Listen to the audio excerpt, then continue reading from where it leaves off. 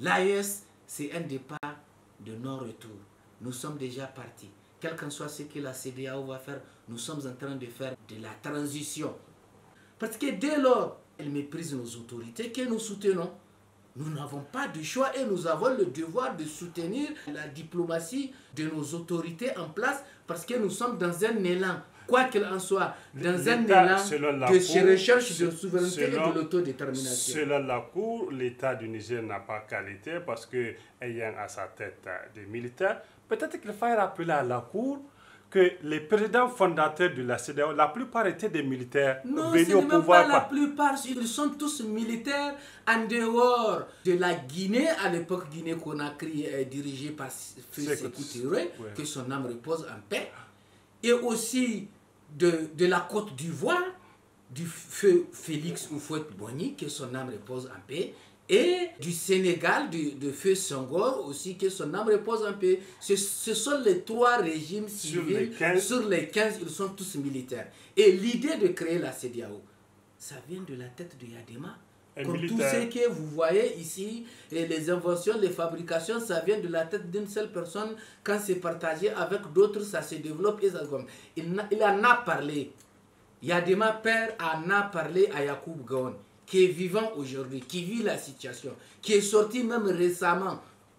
Donc ce sont des militaires. Donc la CEDEAO fait beaucoup de choses. Sur l'impulsion du Niger, quand nous avons révisé, où la première fois, les accords coloniaux ont commencé à être dénoncés, c'est après le mouvement de la coalition équité-qualité contre la vie chère au Niger, où suite à des négociations, le gouvernement de Hama Amadou a demandé, mais vous qui contestez tous les jours, qu'est-ce que vous proposez?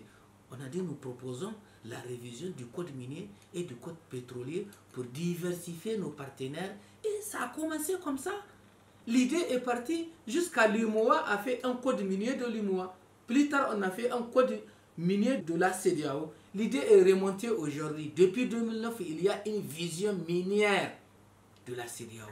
Et il y avait la monnaie commune éco qui était sur pied, étudiée, tout fait par des experts. Mais à ce moment-là, l'Occident avait dit que l'Afrique lui a engagé une guerre. Ils ont fait un complot pour accidenter l'avion des experts qui ont monté la monnaie de la CEDEAO et ils sont tous morts jusqu'à la date d'aujourd'hui. L'enquête n'a rien révélé. Donc, nous ne voulons pas qu'on verse le bébé et l'eau du bain. Il ne faut pas que le comportement des individus, quelques chefs d'État égarés, même la CEDEAO, ce ne sont pas tous les États. Donc, si aujourd'hui, ceux qui ont pris cette décision ne sont plus là, mais la CEDEAO ne sera plus la même. Parce que la démocratie qu'ils veulent défendre là, mais si elle était à la satisfaction du Niger, du Mali et du Burkina, mais c'est les citoyens allaient se lever pour la défendre. Par contre, ils ont soutenu les militaires. Jamais dans le monde on a vu un peuple qui s'est levé debout 90 jours en train de lutter ici. Ailleurs, on parle de nous. Et cela fait mal à certains présidents de la CEDEAO, considérés comme des sous-préfets d'Emmanuel Macron. N'est-ce pas que c'est le moment et à jamais de consolider, d'aller vers l'AES et de la consolider? Parce qu'avec la CEDEAO, apparemment, on n'a plus d'avenir pour parler terre à terre. Oui, et on n'a plus d'avenir. Même si on a de l'avenir, il faut que les militaires soient intégrés, comme l'a dit Yacoub Gowon.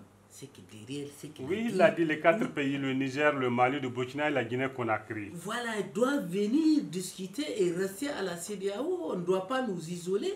C'est ce qu'on devrait faire. On doit lutter. Mais sans ça, Mahirou, tiens-toi bien. La France aurait abouti à un objectif d'éclater cette organisation parce qu'ils savent, à l'allure où volent les choses, si nous avons notre monnaie commune de l'espace CEDEAO, nous avons, selon toi, combien de pourcentage de richesse en Afrique, si on prend ces États-là? Et c'est pour cela que déstabiliser et casser la CEDEAO... Cette monnaie à laquelle vous faites allusion, l'écho n'est plus, la vraie écho n'est plus possible avec des présidents comme Macky Sall, comme surtout Alassane Ouattara. N'est-ce pas qu'il faille, parce que les gens nous écoutent, tout le monde a de l'euphorie au niveau de l'espace AES, Mali, Burkina, Niger. N'est-ce pas qu'il faille aller vers une monnaie commune de ces 3 pays-là pour vraiment être autonome, indépendant et souverain? Tout à fait. C'est la meilleure arme parce qu'elle est constitutionnelle. La Constitution est là. Elle dit que la monnaie, c'est l'instrument de souveraineté. Elle doit être émise par l'État, lui seul, en Donc c'est même un devoir. C'est même un devoir. Pour un pays ou pour un État ou un groupe d'États. Voilà. Tout ce qu'on a fait, c'est illégal. Je vous tire la Constitution tout de suite. Je vous dis la disposition qui dit que la monnaie doit être émise. Par l'État. Par l'État. Pas dans un village français. Non, pas dans un village français. C'est ce que la Constitution dit.